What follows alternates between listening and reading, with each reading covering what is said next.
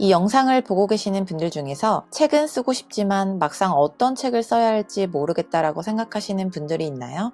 이런 분들께 오늘 영상에서 소책자, 전자책 같은 적은 분량으로 쉽게 쓸 수 있는 3가지 유형의 책 구성을 소개합니다. 영상을 집중해서 보면서 나는 이 3가지 중에서 어떤 걸로 책을 써봐야지 라고 정해보시길 바랍니다. 자, 그럼 지금부터 영상 시작하겠습니다.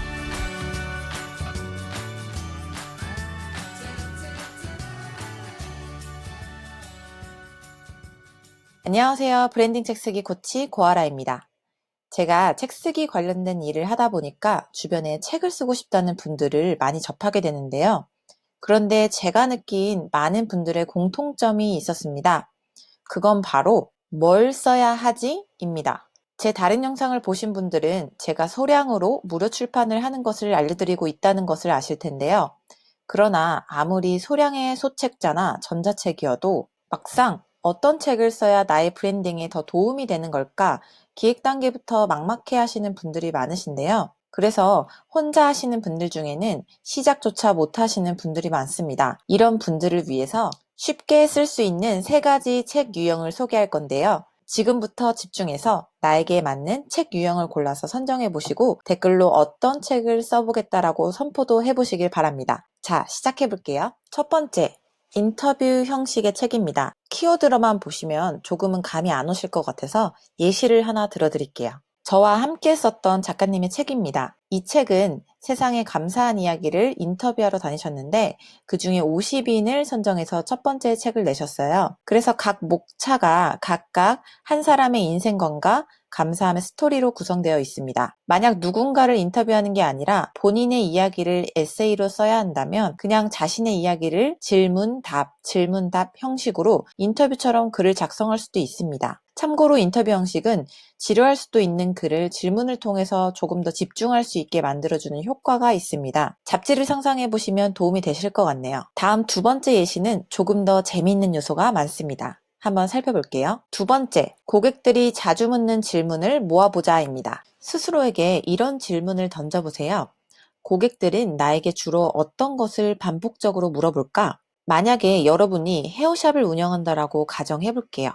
그러면 사람들이 어떤 질문을 반복적으로 물어볼까요? 저만 해도 머리 드라이 잘하는 방법이나 손상모 관리하는 방법, 두피 마사지 하는 방법, 머리 손질 주기, 이런 질문을 할 것 같아요. 그러면 이런 질문들이 여러분의 책의 목차가 되는 겁니다. 그럼 누가 이 책을 읽을까요?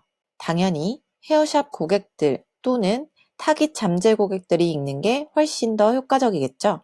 자, 그럼 여러분이 이해하시는데 도움이 조금 더 되시도록 한 가지 더 상상을 해볼게요. 만약 여러분이 애견샵을 운영한다라고 가정한다면 고객들은 어떤 비슷한 질문들을 해올까요?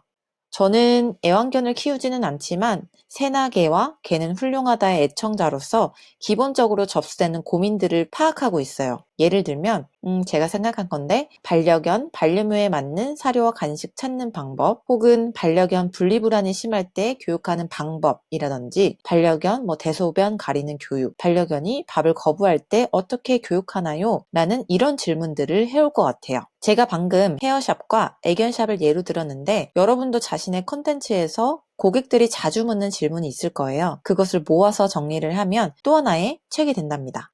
그런데 이런 분도 있을 거예요. 질문을 생각해 보라고 하셨는데 막상 고객들이 어떤 질문을 주로 던지는지 잘 떠오르지가 않아요. 라는 분들이요. 네, 그러실 수 있죠. 그럴 때는 유튜브나 구글, 네이버에 자신과 관련된 키워드에 대해서 어떤 질문을 하고 있는지 후기 게시판이나 연관 검색어로 찾아보는 것도 꽤나 도움이 됩니다. 이런 걸 조사하면 공통적으로 사람들이 무엇에 갈증을 느끼는지 파악을 하는데도 좋은 팁이니 우리 구독자분들은 꼭 기억해 두시는 게 좋겠죠? 자, 이제 쉽게 써볼 수 있는 책 유형의 2번째까지 말씀을 드렸고요. 대망의 3번째입니다. 3번째를 놓치고 이 영상을 끄시면 후회하실 수도 있어요. 그만큼 여러분들에게 하나라도 더 도움이 되시길 바라는 마음입니다. 자, 3번째 바로 공개할게요. 3번째, 매뉴얼 형식입니다.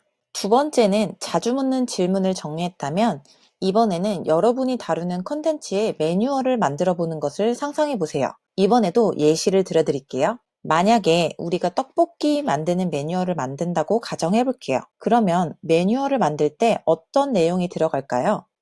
재료 구매 방법, 재료 손질 방법, 조리 과정, 그리고 플레이팅, 더 나아가면 함께 먹으면 맛이 배가 되는 디저트 음식 소개 등등 이런 거를 넣을 수 있을 것 같아요. 그런데 지금 웬 떡볶이 매뉴얼이냐 라고 생각하실 수도 있지만 나의 컨텐츠에 대해서 이해도가 높지 않은 입문자들에게 차근차근히 설명해주는 의미로서 활용하는 게 매뉴얼이라고 생각하시면 될 것 같아요. 그리고 이렇게 예시를 들어드리면 여러분의 본인의 컨텐츠의 매뉴얼을 어떤 식으로 떠올리면 되는지 이해를 돕기 위해서 하는 예시입니다. 자, 그러면 두 번째, 여행 계획을 위한 매뉴얼을 만든다면 어떤 목차를 넣어볼 수 있을까요? 여러분도 한번 상상해 보시겠어요?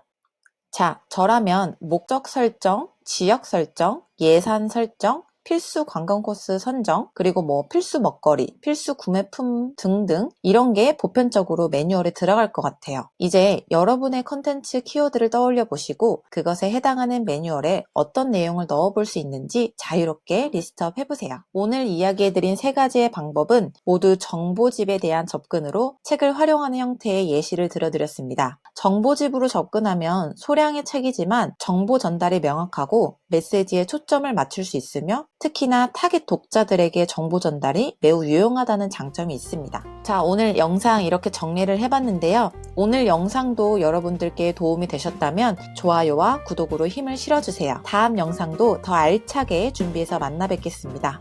감사합니다.